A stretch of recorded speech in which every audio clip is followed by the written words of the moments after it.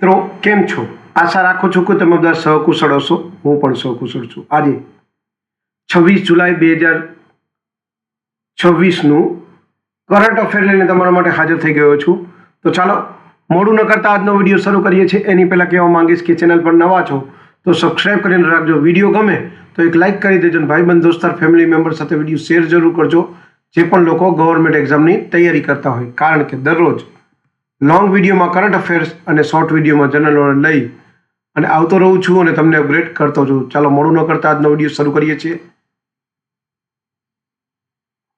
26 જુલાઈ 2026નો current અફેર્સનો પહેલો પ્રશ્ન છે: કેન્દ્રીય શિક્ષણ મંત્રીનો વધારાનો કાર્યભાર કોને સોંપવામાં આવ્યો છે?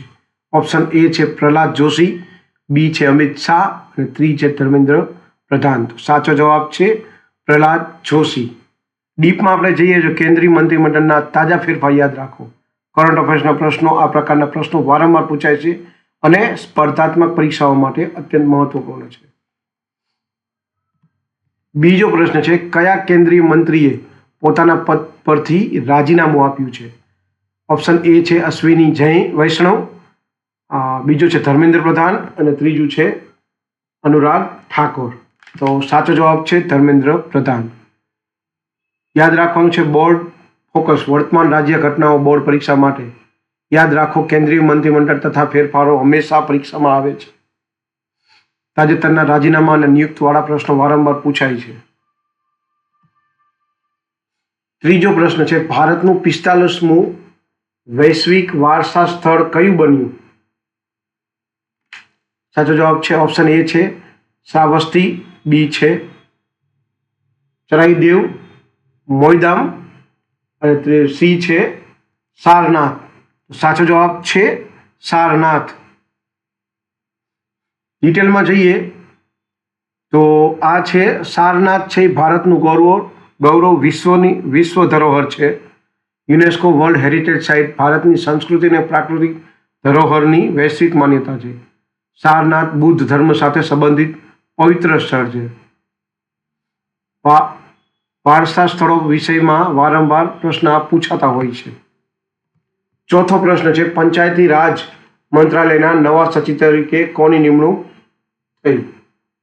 ઓપ્શન એ છે વિનીત જોશી, ઓપ્શન બી છે પ્રવીણ જોશી અને ઓપ્શન સી છે પ્રવીણ મિશ્રા. તો સાચો જવાબ છે વિનીત જોશી. પંચાયતી રાજ મંત્રાલય ગ્રામ વિકાસ અને સ્થાનિક સ્વરાજ સાથે જોડાયેલું છે. યાદ રાખો નવા સચિવની નિમણૂક કરંટ અફેર માટે મહત્વપૂર્ણ છે. સરકારી નિમણૂક સંબંધી પ્રશ્નો વારંવાર પૂછાતા હોય છે. હવે જઈએ છીએ 5મા પ્રશ્ન તરફ. વર્લ્ડ જુનિયર સ્ક્વેશ ચેમ્પિયનશિપ 2026નું ખિતાબ કોણે જીત્યું છે?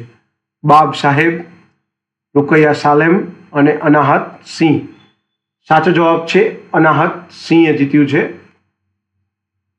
ડીપમાં જઈએ તો વર્લ્ડ જુનિયર સ્ક્વેશ ચેમ્પિયનશિપ દુનિયાની સૌથી પ્રતિષ્ઠિત જુનિયર સ્ક્વેશ સ્પર્ધા છે. આ સ્પર્ધામાં વિશ્વભરના શ્રેષ્ઠ જુનિયર ખેલાડીઓ ભાગ લે છે. સ્પોર્ટ્સ કરંટ અફેર પરીક્ષામાં વારંવાર પૂછાતા મહત્વના પ્રશ્નોમાંથી એક હોઈ શકે છે. છઠ્ઠા પ્રશ્ન તરફ જઈએ તો કારગિલ વિજય દિવસ દર વર્ષે ક્યારે ઉજવવામાં આવે છે? ઓપ્શન એ છે 1 મે, ઓપ્શન બી છે 15 ઓક્ટોબર અને સી છે 26 જુલાઈ. સાચો જવાબ છે 26 જુલાઈના દિવસે. ડીપમાં જઈએ તો કારગિલ યુદ્ધમાં ભારતની ઐતિહાસિક વિજયની યાદમાં આ દિવસ ઉજવવામાં આવે છે. પરીક્ષા માટે મહત્વપૂર્ણ છે. રાષ્ટ્રીય દિવસો અને મહત્વપૂર્ણ તારીખો માટે ખૂબ જ ઉપયોગી છે. યાદ રાખો 26 જુલાઈ કારગિલ વિજય દિવસ છે. 7મો પ્રશ્ન છે: કઈ રાજ્ય સરકારે રાજ્ય જળ યોજના 2047ની શરૂઆત કરી? ઓપ્શન એ છે ગુજરાત, ઓપ્શન બી છે રાજસ્થાન અને સી છે ઉત્તર પ્રદેશ. સાચો જવાબ છે રાજસ્થાન, બી ઓપ્શન છે. ડીપમાં જઈએ છે જળ સંસાધનનું સંચાલન અને દીર્ઘકાલીન આયોજન હેતુ રાજ્યોની મહત્વપૂર્ણ યોજના અને નવી પહેલ. યાદ રાખો રાજ્ય જળ યોજના 2047 રાજસ્થાન સરકારની નવી પહેલ છે. 8મો પ્રશ્ન છે: પ્રથમ આંતરરાષ્ટ્રીય ફિલ્મ ફેસ્ટિવલ 2026 ક્યાં આયોજિત થશે? ઓપ્શન એ છે ચેન્નઈ, બી છે બેંગલુરુ અને સી છે શ્રીનગર. સાચો જવાબ છે શ્રીનગર. આંતરરાષ્ટ્રીય સિનેમા વિશ્વભરના દેશોની ફિલ્મોને પ્રોત્સાહન આપવાનો હેતુ.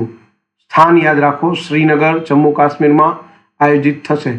સાંસ્કૃતિક મહત્વ, જમ્મુ કાશ્મીરનો વૈશ્વિક ફિલ્મ મંચ પર નવી ઓળખ મળશે. 9મો પ્રશ્ન છે, કુશા મિસાઇલનું પ્રથમ સફળ ઉડાન પરીક્ષણ કયા રાજ્યમાંથી કરવામાં આવ્યું? ઓપ્શન એ છે કર્ણાટક, બી છે ઓડિશા અને સી છે આંધ્રપ્રદેશ. સાચો જવાબ છે ઓડિશા. કુશા મિસાઇલ પ્રથમ સફળ ઉડાન. સ્વદેશી ટેકનોલોજી, ઉચ્ચ ચોકસાઈ, રણનીતિ શક્તિ. ડીપમાં જઈએ તો કુશા એક સ્વદેશી લોન્ચ વાહન છે. આ પરીક્ષણ ભારતની રક્ષણ સત્તાને વધુ મજબૂત બનાવશે.